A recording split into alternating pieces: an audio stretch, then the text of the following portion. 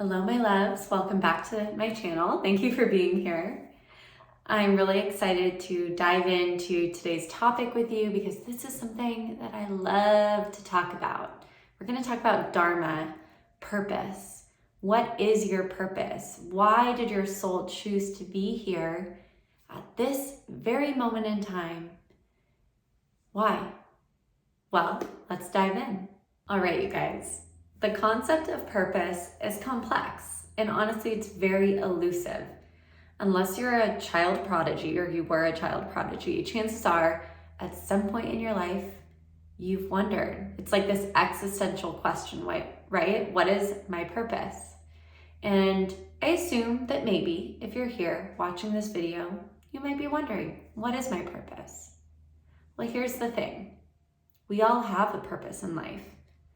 All of us, our souls having a human experience, and our souls chose to live in our specific bodies, to be born in the place that we are born in, with the parents and guardians that we had in this moment in time for a reason. We chose this. We all have gifts that we can express uniquely that the world needs to receive or to hear or to benefit from. So you watching this video have a purpose, whether or not you realize it. And today we're going to talk about, how you can begin to find your purpose. I love to look at purpose like a flower. Okay, so just picture this. You have the flower with the stem and its leaves. And I believe that the stem and the leaves are basically our lessons, our foundation, right? We've grown, we've evolved, we've experienced all of these lessons in our lives up to the point that we're now in. So the stem, maybe it's short because we're younger in age or longer because we're higher in age. This stem is made up of all of the lessons, everything we've learned from in our lives. And then we get to the flower, right? We have the petals of the flower. And I believe that each petal is really, a gift or an experience that has been a stepping stone to our gifts. And then the center of the flower is our soul. And then the flower, it's in all of its entirety, is our purpose. It's why we chose to be here. Right? So the stem and the leaves, it's our karma, it's our lessons.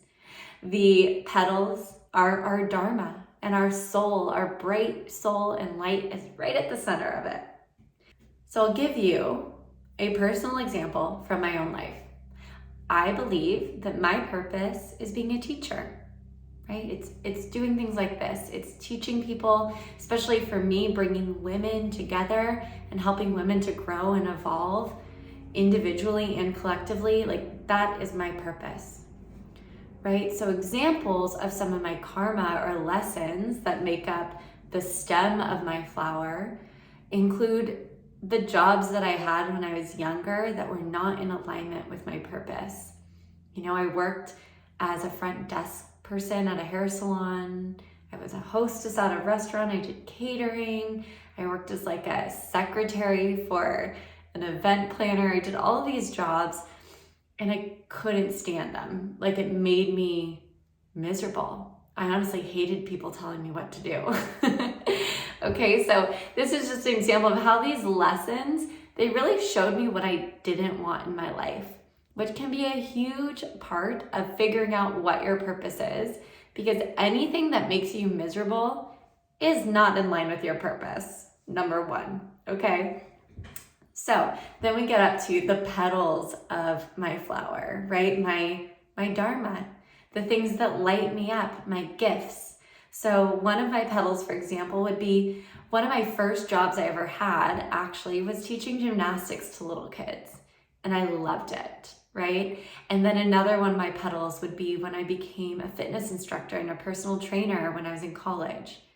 And then another one of my petals would be being a yoga teacher, right? Getting my yoga certification and beginning to teach yoga. Another one of my petals would be the retreat company that I started years ago, that has since ended, but that was a huge part of my growth and my involvement. You know, being here, this is another one of my petals. My coaching business is like a big fat petal on there, okay? So all of these little experiences that I have learned really light me up and bring me into a state of flow are part of my petals, right? Other examples of my petals would be my gifts, right? My gifts, one of them would be connecting with people. I'm really good at connecting people, especially in person and like on retreats and in events and even in like Zoom calls through coaching, okay? So connecting with people would be one of my gifts, right? Being kind of able to put myself out there and not really let failure stop me is probably another one of my petals. So we have, you know, every one of our petals is basically made up of a positive experience that has lit us up and brought us into a flow state and showed us what really brings us joy and fulfillment. And other petals would be just our natural gifts, what we're good at, what others can already see that we're great at, right? So yeah, and then the center of my flower is my soul, right? And when I'm able to really tune in and close my eyes and listen to my soul, that is when my flower gets brighter and bigger and more powerful. So that's kind of my fun little flower analogy that I love to share with people. But now let's talk about steps for helping you find your purpose, right? I already talked about one major thing, which is noticing what you can't stand doing. That's just like red alert, this isn't for you, okay? So that's number one, to start to notice what you don't enjoy. The next step is to nurture your soul, right? Slow down. We live in a noisy world.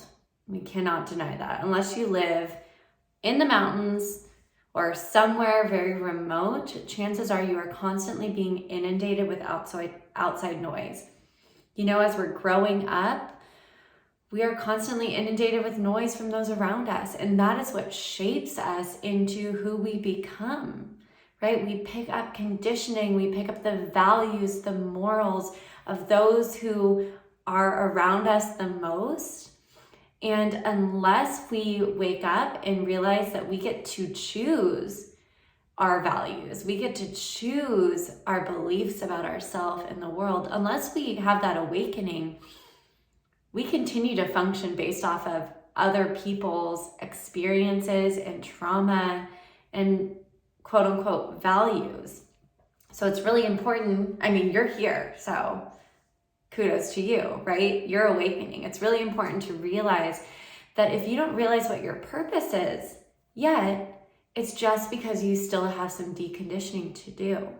So you need to create space in your life for silence, to shut out the external noise, whether it's a meditation, going on walks through nature or hikes, or anything that allows you to find a space of aloneness and solitude so that you can really go within, nurture your inner god or goddess, and start to really be able to hear your higher self, trying to talk to you, trying to guide you, trying to show you the path that will lead you on your highest evolvement. So nurture your inner self. Get still, get quiet, go within and ask for guidance, ask for clarity, ask for, guidance and clarity. There it is. Next is to write a list of what your gifts are, as well as what brings you joy and what brings you into a state of flow. So you can just make one big list, write down all your natural gifts, write down the things that bring you the most joy, and the things that you do that bring you into a flow state. And flow state is when you are in a state of timeless awareness, when you lose track of time, when you all of a sudden come up and you're like, where am I? What time is it? Am I late for something? Okay, so that's how you know you're in that flow state. It's this state of timeless awareness where you're just in it, right? We actually come into a meditative state when we are doing things that are aligned with our purpose. Last thing to reflect on is, how can you use your gifts to be of service to humanity or the world, right? How can you use these gifts, these things that bring you joy and these things that bring you into this timeless awareness to serve others? Because, like I mentioned before, our Dharma, we have it because we have gifts that the world needs. Imagine a world where we were all doing what lit us up. We were all doing what brought us into a flow state. The world would not only be filled with a lot more joy and kindness and compassion and love, but we'd all be able to give back, right? If you think of like hunter-gatherer communities way back when, everyone worked together to make sure that everyone was safe and taken care of and fed and nurtured. If we were all in our Dharma, that would be the world that we live in. It would be this like beautiful, cohesive, loving, compassionate community. And obviously we have a really long way to go until the world is there. But know that we all create this huge ripple effect, and your ripple starts with the center of your flower, with nourishing your soul, with hearing your soul, with listening and honoring your soul, and letting yourself bloom into the beautiful, vibrant, radiant flower that you are. I know it's so cheesy, but I love it. And last thing that I want to leave you with is, there's a reason that we forget our Dharma when we are born. There's a reason that we don't remember our karma or our lessons that we came into this life with, which I'll do another video on that soon. There's a reason that we come into this life, and when we're born, we forget all these things. And it's so that we can grow and evolve as souls. If we came into this life and we're like, I know what I'm supposed to do in this life, or oh, that's just a lesson that I'm supposed to learn, no biggie, then we wouldn't actually get what we are supposed to be getting out of this experience. So just trust that if you take that time to really go within and to connect, that you will find these answers, and that you will grow and you will evolve, and you'll be an even bigger, brighter flower than you would have been otherwise. All right, thank you guys for being here. Make sure to click that subscribe button, click the like button, all of those things. And yeah, thank you for being here. Lots and lots of love. Namaste.